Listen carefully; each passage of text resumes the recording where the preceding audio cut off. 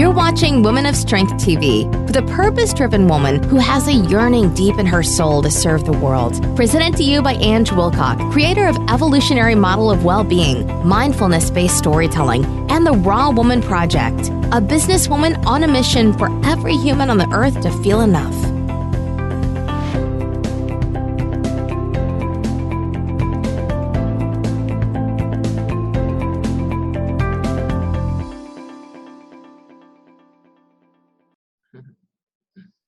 Hi, and welcome to another episode of Women of Strength. And as always, I have another amazing guest. And always when we have these interviews, it's about being authentic, it's about being ourselves, it's about showing up who we are. And we know that as women and women that are purpose-driven, that we don't always worry about being perfect. It's about imperfect action. It's about just being us and who we are today, because we show up differently today than we did yesterday and how we may show up tomorrow. Now, first of all, before I go into the interview, I want to welcome my guest, and my guest today is Jan. Welcome, Jan. Thank you so much. It's an honor. Oh, and it's been lovely. We've just been talking. I always talk to my interviewees off camera before, just to make that connection. And there's always lots of connections in our stories. And no doubt throughout our interview, you may hear some of those. So I'm just going to tell you a little bit about Jan. And as always, I'm going to read her bio. And so Jan has worked for a non-profit and educational organizations all her life. And for the past 20 years, she has taught students ranging in age from 4 to 65 years old. And as a lifelong learner, she is passionate about personal development and creativity. Many years ago, Jan fell in love with Spain while living with a family in Granada for one semester. She completed a BA in Spanish and then earned a teaching credential with concentration in teaching English as a second language, as well as an MA in education. As an AmeriCorps, AmeriCorps volunteer, she taught classes in adult literacy. And she also enjoys teaching adults from countries all over the world, relishing the opportunity to interact with members of diverse populations. The dark side of her personal journey involves struggling with years of debilitating depression. After surviving months of dark days with no hope, Jan sought help and slowly found the way back to the light. She is a speaker for the National Alliance of Mental Illness and is passionate about bringing hope to others. Over several decades, Jan has developed a practice of mindfulness and meditation, and she has recently delved into the study of breaking habits by rewiring the brain.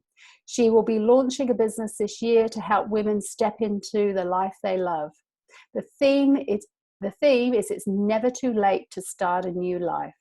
Always looking for new adventures, Jan has traveled to 8 countries and enjoys ziplining and skydiving. So welcome, Jan. And I can see just through your bio how our lives overlap, and no doubt there's going to be some combined threads in our stories. Absolutely. So the first question I always ask the amazing women that I interview is, when did your journey of stepping into that woman of strength start? You know, that's a good question. For those of us who've been on the planet for quite a while, we have a long journey. Yes. So I know we talked about a common theme for a lot of women, unfortunately, is divorce. So I think I really did start to step into strength after my divorce, because when it first happened, I was devastated. And I really felt alone, and I did have to start a brand new life, and I didn't know how I was going to do that. But after a few months, I actually felt liberated. I was on my own. I started teaching. I had to take care of myself because there wasn't anybody else. So I did find strength in that. After that, there was so many years of ups and downs, and then eventually, I went into some dark days of depression, and it was after that, when I hit the lowest point, that I did have to really start in a new phase of figuring out how to be resilient and how to be strong. Yeah, and that takes courage, doesn't it? Because as we were talking about off air, I was saying to Jan that my husband walked out on our marriage 5 weeks ago. And for me, that was an absolute shock because I never saw it coming. I made that commitment to my husband for life. He was or is, or, you know, an amazing man. But obviously there's something about him and his life that he chose. He didn't want me to be in it. And to be courageous, and step out of that place of it all being about us, because as women, that's what we think, isn't it? You know, oh my goodness, what was it that I did wrong? You know, how could I have done things differently? I must be such a bad person. But of course we're not, because it's not about us, it's about them. And so stepping into that place, you were saying that, you know, that darkness, can you tell us a little bit about that darkness for you? Absolutely. Well, there was some dark days when I was still in the marriage and it was very troubled. So like I said, there's so many phases, it's hard to make it coherent.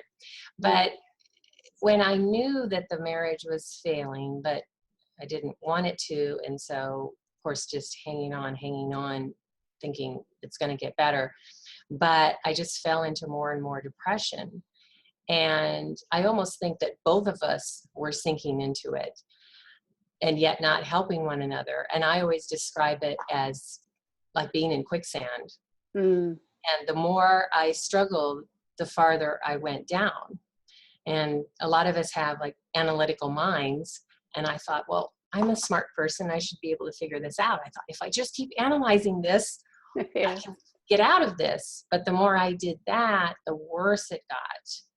And I was paralyzed with depression and the dark thoughts, complete hopelessness. It's very debilitating. And because your mind plays tricks and thinking there's no hope. There are no solutions. I've already thought through this and there are absolutely no solutions. That's how I felt. Yeah, and that would be a really, really tough place to be in, because I know how that feels. Well, I know how it feels when we go into that thinking space. So what was there something that happened for you that you dropped away from the thinking, because overanalyzing is, you know, it does take us to that dark place, and then dropped into a feeling place? Eventually. But what happened was I did come to a place where I couldn't really tolerate it anymore. And I did try to take my life. Wow. So that's just I know it's a very visceral thing, but I say it because I think it's so important for people to hear and to be authentic, because, you know, I've spoken to many audiences about this, and 1 in 4 adults have some sort of mental illness or depression. And so there's still a lot of stigma in our society about talking about that. So I didn't talk about it for decades, but now I realize how important it is. So when I sought help and got into recovery, I had to learn coping skills. And so I have what I call my toolkit of dozens of coping skills. And definitely getting out of the mind is one of them. And I've practiced meditation for many, many years. But there was a point where that didn't even help. But as I combined all of the coping skills, I was able to calm my body and calm myself and bypass the brain as best I could. And that, yes, that was a huge tool. Yeah, because our mind is incredibly powerful, isn't it? I think we underestimate the power of the mind. Incredibly powerful. So you said you had some, you know, different tools in your toolbox. Could you share with us some of those tools that, you know, that helped and supported you? Because, you know, you talked about you tried to take your life, and that would have been a really, really tough decision, because I think sometimes the general public think that opting out of life is an easy solution, and we know it absolutely isn't an easy solution. So what are some of the tools that you use to pull you back from that place? Yeah, I use tools on a daily basis. So one of them is CDs with soothing affirmations on it. Yeah. And I know that that's kind of an overused word and has different meanings for different people, but I have a particular one that I've played probably 2,000 times. Wow. Yeah. When I was in what I call dark days, I had nightmares, and I hated that because, during the day, every moment really was just suffering, this mental anguish. Yeah. And so at night, surprisingly, I was able to sleep, but some people don't sleep, but I could sleep, but I had nightmares, and I had nightmares of being lost. And I thought, how symbolic. I was always lost. I was like a lost soul. And I would wake up with these horrible nightmares. And of course, that was just devastating. So I started listening to a CD, and it even included things like forgiveness and healing and positive action. And I would fall asleep a few minutes after the CD started playing. But of course, what I believe is that during the night in my subconscious, these wonderful feelings and words were going into my subconscious. And so the nightmares stopped.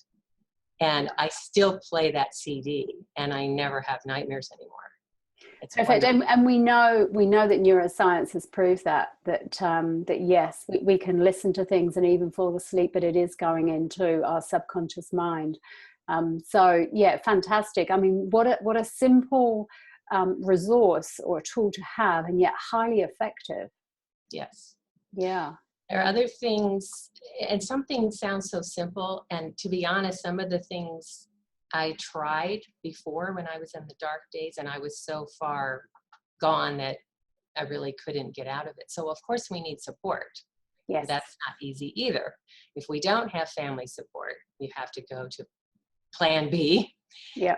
And so I had some friends, but honestly, I hated to burden my friends with my problem. And there was a few that I could get some comfort from, but in some cases you really need professional help.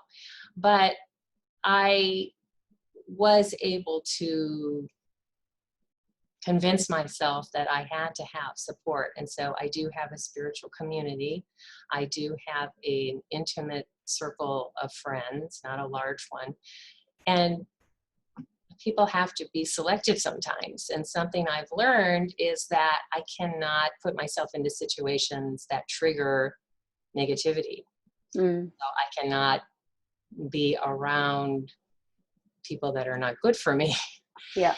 And so I gain support from that. But I love YouTube so much. I just bathe myself in inspirational videos, inspirational music. I'm constantly listening to uplifting music at home, in the car, everywhere. I had to figure it out. We were talking about some of us are technologically challenged, but I'm going to figure out how to download those songs and put them on my iPhone so that I can sometimes, when there's too much going on in the mind, I say, okay, I am going to close my eyes and listen to this beautiful music or meditation. Meditations, like you said, you've talked about meditation, you've talked about affirmations, and another tool that I use on a daily basis is gratitude. The power of gratitude is so powerful. When we list all the things that we're absolutely grateful for, it just, again, it switches that switch in the mind, doesn't it? It's like, wow, I have got so much. Because when we're suffering a loss, whether it's a loss of, whether it's a divorce or whatever type of loss it is, we focus on that loss, that we grieve for the future that we thought we were going to have. And I certainly know that's been my situation, and I'm sure everybody else is out there that's in a similar position. But when I write in my gratitude journal, which is a very, very simple thing, I look and I go, wow, in terms of what I lost is insignificant in comparison to what I already have. Has that been your experience? Oh, absolutely. I Mm, have a gratitude journal from many years ago, yeah. and I do use that technique. I use that tool, but I also had to learn a lot of self-love, Yes. forgiveness, which we talk about a lot, but I didn't really practice it. And I've listened to a lot of inspirational talks about that, and I'm sure I haven't arrived, but I'm so much better at forgiving myself when I don't do everything right. Mm, And because if I feel guilty, that just brings the vibration lower. And yeah. so I do practice forgiveness. I love creativity. I love art. And so I have so many cards where I've written in big letters things to remind myself of. Actually, I have a stack of like 4x6 cards of things that I want to remind myself of, and I'll just flip through them. I keep them by my bedside, whatever it takes. I need to remind myself, I go there. Yeah. And it's so, again, it's for our listeners out there, these techniques might sound incredibly simple, but simple things are usually highly effective because the mind only responds to simple stuff. The mind has a role, and its role is to move you towards pleasure and away from pain. And so if you're just putting up these affirmations and words in front of you, then that's what the mind is going, oh, you're okay, you're fine. And I love that, because one of the things that I've done through my separation process currently is I've written in red lipstick, because I love red lipstick, on my bathroom mirror is, you've got this. And I have got it, and on the days that I think, oh my goodness, I haven't got it, I haven't got this together, I just walk into the bathroom and there it is on my mirror. And it is, like you said, it's that constant reminder, isn't it? Because that's all the mind needs. It just needs a trigger to say everything is okay. Because when we're in this space up here and we're going around and around on the hamster wheel of negativity, it can be hard to get out of it. And so if the mind just sees something really quickly, you've got this, it changes that thought pattern straight away. So yeah, I love that you've got those cards. That's a wonderful idea. So I do. I like the mirror idea. I've used that too. And when I yes. found out that you can use dry erase markers. Yes. Great idea. Yeah, it is. And it's just putting it wherever, isn't it? On your mobile phone, on your screensaver, on your laptop or your PC, places where it's like things like I say to my clients, on your sun visor in your car. Sometimes if you're feeling, because in our cars, like you're saying, you listen to your music, and but sometimes we do go into that space when we're driving, and we go into that mind space because we're on autopilot, because we know where we're going in terms of our journey in the car. But the journey of life sometimes starts going on up here, and sometimes it's just flick down the sun visor, there's an affirmation there, and it's like, okay, back up again. So yeah. So tell us more, Jan. I'm really interested in about the work that you do for, is it the Depression Alliance? That it's the National Alliance of Mental Illness. Yes, it's called NAMI for short. Yes. So tell us more about that. What's that about? Okay, it's a wonderful organization that I found about 3 years ago, when actually I went into another episode of depression. And I knew I was at a dangerous point. I was at a crossroads, and I thought, oh my goodness, here I am again. I need to make a choice. And I made a choice to get help. And, I got some medical help with that. But when I found NAMI, the National Alliance on Mental Illness, they have wonderful resources. We have a huge office here in San Diego, although it's a national organization. And it really seeks to educate people about mental illness, and to reduce the stigma that we have, and to raise awareness about it. It's a real hub of resources, but in other words, it doesn't directly necessarily counsel people, but it will connect people to the resources that will help them. But they have many support groups for people suffering from something like depression, and groups for family members. And when I began training for the speaking, was really the first time I sat in a group with complete strangers. And it was the first time that I felt safe in talking about this. Yeah. The person next to me started sharing about their journey that was the same journey as mine. And I thought, wow, he went through the same thing I did, and he just told everybody in this room. And we're all safe, and I can say it too. And there wasn't the judgment. Yeah. And we spent a whole weekend training for how to be a speaker. And I just love the program because it's called In Our Own Voice, which means that we only speak about our personal experience in our own voice. So we go to hospitals and crisis centers, even at women's shelters, talk to law enforcement, universities, many, many places about mental, talking about mental illness. And I talk about my journey. It's very fulfilling. It's just one piece of what they do there. Great. It sounds very fulfilling. And that, like you're saying, that first group that you went to and that person sat next to you was telling their story. I'd imagine that felt quite empowering for you too, to be able to speak and tell your story as well. Yes, going back to the authenticity, I love that theme, and I know you do too. And I just got so tired of hiding, because I've been hiding my story for years. And there's still, and one has to be wise, and I still pick and choose, the venues or the forums or when I want to speak about this, because not everyone is going to understand it. We're not going to be able to educate everybody immediately. Yeah. And, but for a while, I worried about my image and my privacy, but I'm able to figure out now when is an appropriate time to share. And it's so liberating to be able to talk about it now. And of course, what I found out is as soon as I start talking about it, people will say either, oh, I've experienced that too, or some family member or a friend has experienced the same thing. Yeah. And they're hungry to hear about it. I love that.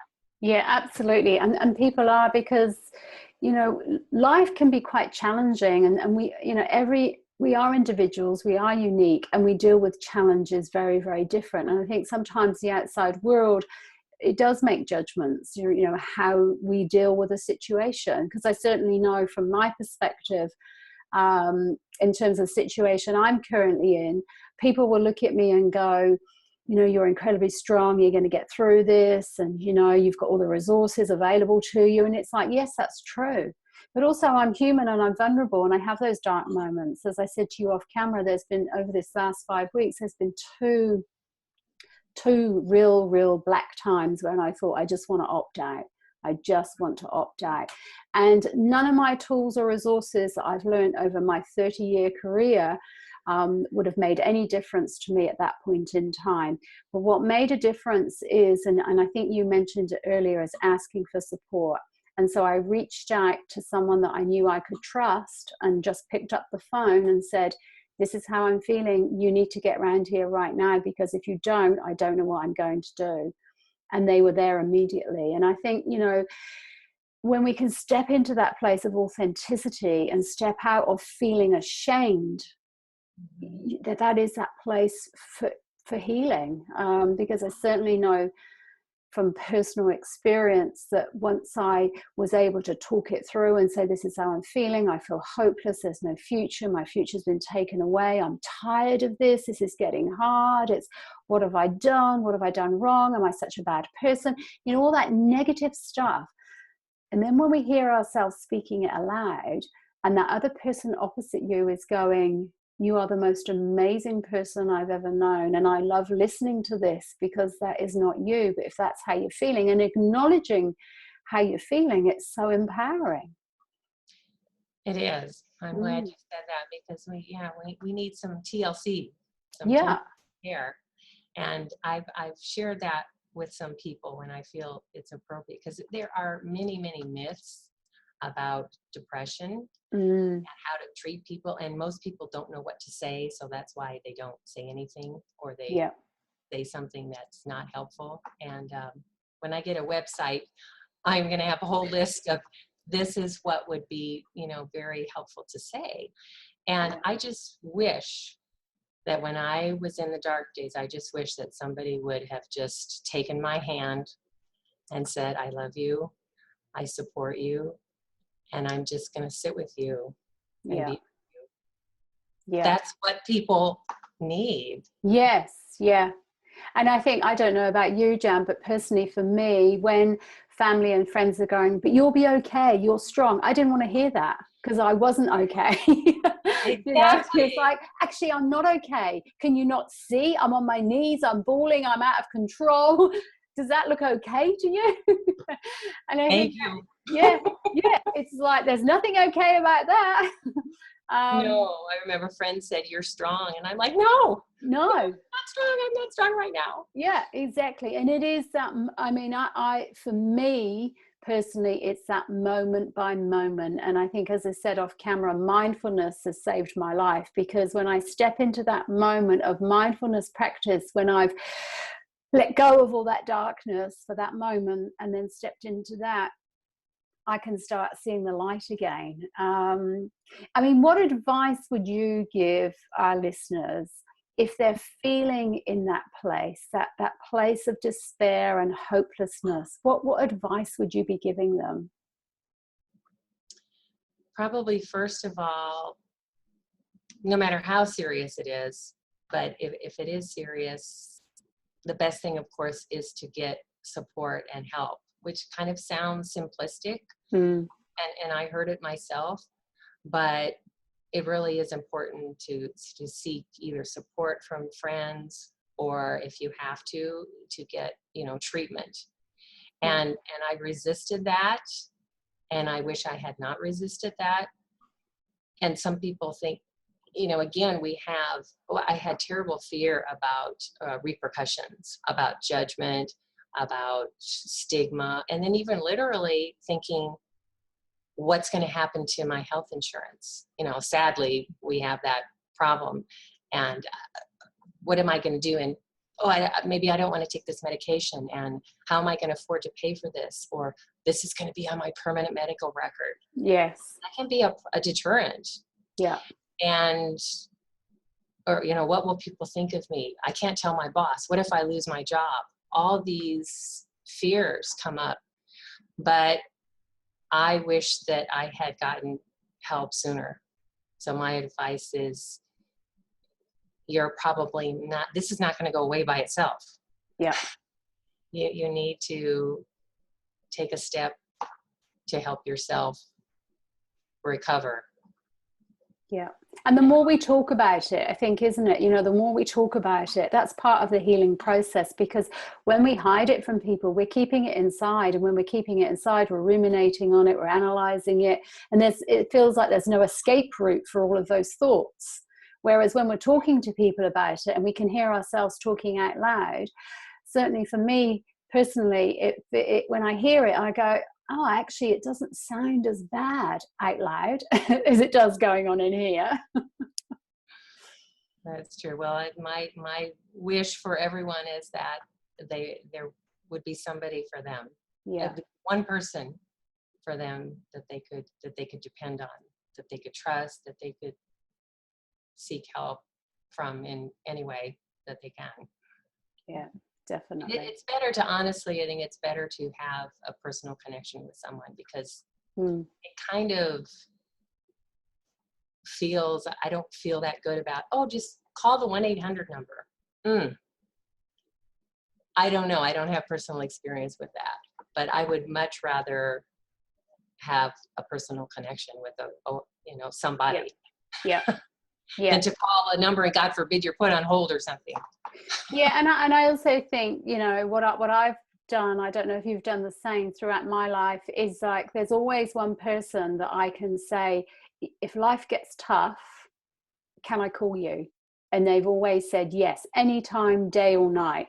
And I think, if we can, because I think that's a bit about proactive action, isn't it, for the future, because we do get in stages of our life that we didn't anticipate happening, and then we have all those overwhelming feelings coming up. But if we've already had a trusted friend, family member, or whoever it is to say, you know, I might appear to be a strong woman, but there's possibly going to be times in my life when I don't feel so strong. Would you be there for me if I could, you know, could I call you anytime, day or night? And I think once someone gives that permission to say, yes, of course, it's not so hard. I'm not saying it's easy to call them either, but it's not quite as hard. Whereas if we're sat there thinking, who do I call? Because all my friends think I'm strong, and now I'm going to let them know I'm weak, I'm a failure, I'm a fraud, all that stuff that goes on in our head.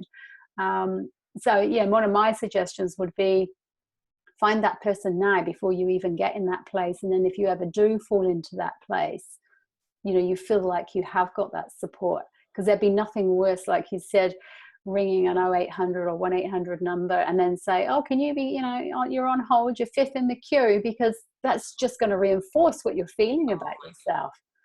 I can't imagine. Yeah. Yes, that's a great tip. And if I may say to everybody, please be sensitive to that and be willing to be a support for people, because there's some of us, I was in that place where I didn't have very many people that I could count on. And I had one person who was out of the state. And so I could talk to them on the phone, but they were not going to be able to come over and help me. Yeah. And there was only that one person who is sensitive to that, because she is trained in therapy. So she was very wise. And you have to be pretty brutally honest about it. And she was the only person who ever asked me the question that's hard to ask. She said, you can't just say, are you okay? She said, are you going to hurt yourself? Yeah. And sometimes you have to ask that question. Yeah. Yeah. And it's the kindest question. It's a hard question to ask, but it's one of the kindest questions you can ask as a friend or a support person. And the next question on from that is, are you going to hurt yourself? And if you know your friend's response to that is yes, the next question on from that is, so how are you going to do it? Because then we know if it's planned and how vulnerable they really are. Yes. Yes, I've had that happen to friends, and they had to, and actually one of them was in another state, and they just had to call the police. And you know, that's a drastic situation. But you know, I've had friends that have lost their life, and that was one thing that motivated me to join the National Alliance on Mental Illness, because in a matter of 1 year, I knew 4 people who lost their lives. And I just said, this is just too much. Yeah. Actually, one thing I did, I'm a Toastmaster. I love speaking at Toastmasters. And the next week I said, I'm speaking on this. And I thought, I don't care what people think, if, you know, they judge me for it. But I did a speech and I said, it's time to talk about this. And it was this time when Robin Williams, the actor, took his life. Oh, wow. Yes. And I said, we have to talk about this. And I said, oh, when somebody famous does that, then everybody talks about it. And 2 weeks later, we've forgotten. Yes, off topic, isn't it? Yeah. Yeah, absolutely. So Jan, for you, what's the next part of your journey? So you talked about, you know, you're going to get a website up and running and a business. So tell us a little bit about that and how we can connect with you. Yes, I'm very excited. Part of my new journey is I'm stepping into the life I love. Yeah. I'm a teacher, and I really would love to retire. And I want to tell women that it's never too late, which can mean a lot of things. Yeah. It's never too late to start a new life. It's never too late to have an adventure, to start a business. I know somebody who just turned 75 years old and she got a boyfriend. Wow. There's hope for us all. Okay. That's confirmation. Yes. And I have a wonderful coach that I just adore. And he's helping me to put together a program to help women. It's, as you know, it's a lot of work. Yes. And it's very fulfilling though. Especially when you have the background that I have to live my purpose to be on the planet. Absolutely. Because that's my calling. And I've tried to run away from my calling, but you can't. You can't. Yeah. No, it's so, oh, it's just so part of who we are, isn't it? It's, and you can't describe how you feel about it. There's no words, is there? I mean, I just find there's no words. When you're purpose driven, it's in your heart and soul. It's what drives you through life, and nothing is more important. And when I say nothing is more important, I don't mean family, friends, relationships, but it's a completely different level, isn't it? It's a completely different vibration. And so I get that. And women listening to us today, to this interview, will get it, because this is very much, you know, my target audience is very much purpose driven women. And so they get it. You know, there's that yearning deep in their soul that they just can't switch off, and it's just there. So I love it. So, you know, your business is purpose driven. It's something that, you know, you've got a desire in your heart to do. So you know it's going to be successful. And like you said, age is never going to be a barrier. Well, my focus was coming into focus. And for a while I felt, wow, I'm not really clear on this. I just don't know how I resonate with this, how authentic I can be with this. But then it started coming together, and I realized that I wanted the theme to be, it's never too late, but I wanted to tell women that it's time for them to be the star in their own show, because so many women our age have spent their lives deferring to their family, deferring to their job, deferring everything. So I said, get off the deferment payment plan. Yes. It's time for you, because how can we help other people when we haven't taken care of ourselves? Absolutely. Yeah. I just found that, you know, I ran myself into the ground last winter. This was kind of a peak moment when I ran myself into the ground getting bronchitis. And I just kept working and working and working and getting sicker and sicker. And so I was sick for 2 months. So I was not doing a good job. I couldn't help anybody else when I was coughing for 2 months. No. I said, no, something's wrong with this picture. So I want to get that message out. Great. I so enjoyed interviewing you, Jan. Like it's been amazing, and there's, like I said, there's a common thread through our stories, and we've dealt with it. There's some ways that we dealt with it similarly, and other ways it's been very different. And I'm sure that the information that and the advice that you've been able to give women during our call is going to be invaluable.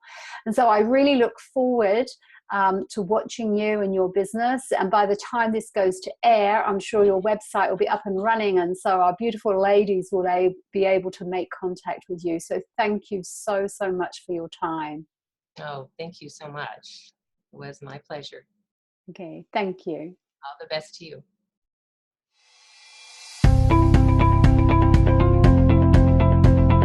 Remain real, authentic, and whole. Be yourself and continue to follow your dreams. Thank you so much for watching, and we'll catch you next time on Woman of Strength TV.